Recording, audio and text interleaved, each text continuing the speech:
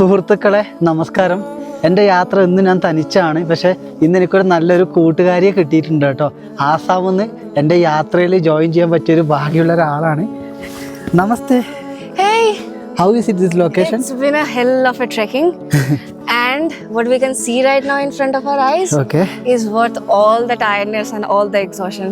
Carrying 15 kilos on your back is all worth it. ഞാൻ നിങ്ങൾക്ക് കാഴ്ച കാണിച്ചു തരാം. അതുകൊണ്ട് അതിൻ്റെ അകത്ത് പഞ്ചജൂളി കൊടുമുടിയുടെ മനോഹരമായ ഒരു കാഴ്ചകൾ പൈൻ ട്രീക്ക് ഇടയിൽ നിന്നാണ് കേട്ടോ കാണുന്നത്.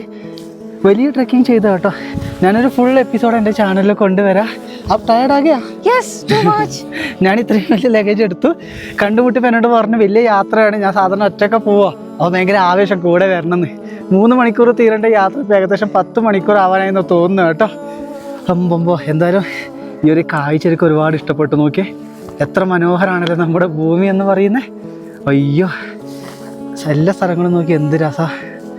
അപ്പം ഇതിൻ്റെ വലിയ കാഴ്ചകൾ കൊണ്ടുവരാം കേട്ടോ.